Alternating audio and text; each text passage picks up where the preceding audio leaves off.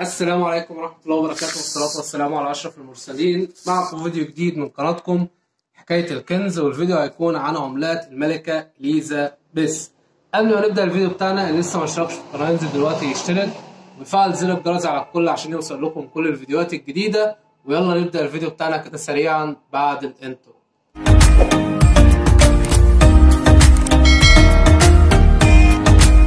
ورجعنا لكم تاني. معانا عملات الملكة إليزا بيس.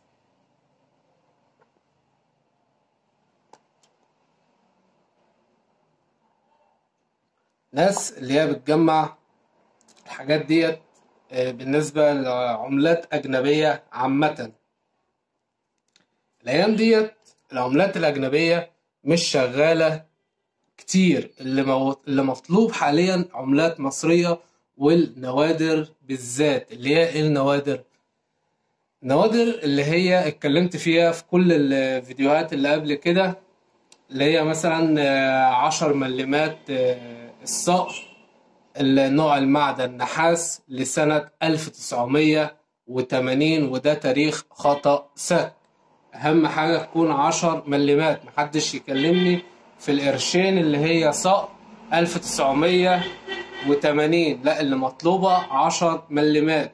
وحاجات تانية نوادر زي ال5 ملمات نوع المعدن ألمونيوم عليها شعار صقر قريش لسنة 1973.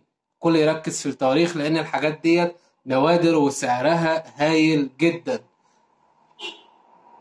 تاريخ 1973. طيب في حد هيقول لي معايا تاريخ قبل كده اللي هو كام؟ 1972. هقول لك ده مش مطلوب خالص. طيب ليه مش مطلوب وهو تاريخ قبل تاريخ 1973؟ هقول لك يا باشا في حاجة اسمها تاريخ خطأ سك. تاريخ خطأ سك اللي هو ايه؟ التاريخ اللي هو 1973 ده كان تاريخ خطأ سك. أما تاريخ 1972 هو تاريخ صحيح وأصدر منه كمية كبيرة جدا. أما بالنسبة لتاريخ 1973 ده أصدر منه كمية قليلة جدا وتم سكها في الأسواق وسحبها. فاللي موجود معاه عملة بتاريخ 1973 5 ملمات نوع المعدن ألمونيوم وعليها شعار صقر قريش، دي سعرها غالي جدا. وبقية الحاجات اللي هي النوادر بالنسبة للحاجات المصرية برضو عارضها في الفيديوهات على القناة، تقدروا تخشوا وتشوفوا الحاجات دي كلها، لأن الأسعار للعملات حاليا غالية جدا. طيب أنا أشتغل في العملات اللي هي الأجنبية وإليزا بيس والحاجات ديت، هقول لك لا، ما رشحلكش الحاجات ديت نهائي. اللي هرشحهولك اللي هي العملات المصرية، لأن عليها طلب كتير جدا، بس أهم حاجة النوادر. طيب الناس اللي هي كانت بتتكلم على إليزا بيس بتاريخ 1971، حاليا الحاجات ديت ملهاش أسعار حاليا نهائي.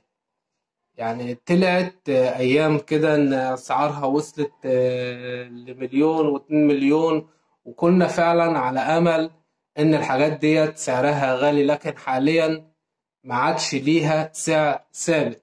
طيب الناس اللي هي معاها، والله معاك الحاجة ديت برضو احتفظ بيها، ما ترميهاش، هيجي وقت برضو الحاجات ديت هتشتغل. طيب الناس اللي معاها أي عملات من ديت وحابة إن هي تبيعها، هقول لك اللي هو مثلا ايه، الاجنبي اللي ما تعرفش سعره حاليا خليه ما تفرطش فيه، لان هيجي في وقت هيكون ليه سعر. اما بالنسبة للعملات اللي هي المصرية اللي انت عارف سعرها وحابب انك تبيعها، هتبيعها. طيب هبيعها فين؟ هتبيعها عندك طريقتين تقدر تبيع من خلالهم العملات اللي عندك. اول طريقة وهي تطبيق اوليكس، تقدر تبيع من خلاله اي عملات معاك. هتصور العملة وش وظهر وتبدأ تعمل الإعلان الخاص بيك وتكتب البيانات مظبوطة وتحدد السعر وتسيب رقم للتواصل. طيب الطريقة التانية وهي جروبات الفيسبوك للعملات القديمة في مصر. هتدخل تنضم للجروبات دي وتعرض برضو العملات اللي معاك وش وظهر. وتكتب بياناتها ورقم التواصل، وأهم حاجة تحدد السعر. تمام. عملات الملكة إليزابيث أو أي عملات أجنبية حاليا ملهاش سعر ثابت. الكل اللي عايز يشتغل في العملات يشتغل في العملات اللي هي المصرية حاليا، لأن ديت سعرها كويس والنوادر اللي فيها معروفة، ويعني حاجة جميلة جدا وهتجيب لك أسعار كويسة. يعني مثلا عندك في العملات برضو المصرية تاريخ نادر جدا مش موجود، يعني اللي يتم العثور على التاريخ ده برضو أسعاره كويسة جدا، بتوصل ل20 و25 ألف جنيه التاريخ ده، وهو 1991. التاريخ ده مطلوب كتير جدا. طيب مطلوب على أنهي عملة؟ معاك مثلا 5 قروش، 10 قروش، 20 قرش، ربع جنيه المخروم، بس أهم حاجة يكون بتاريخ 1991. ده مطلوب كتير جدا وأسعاره هايلة جدا.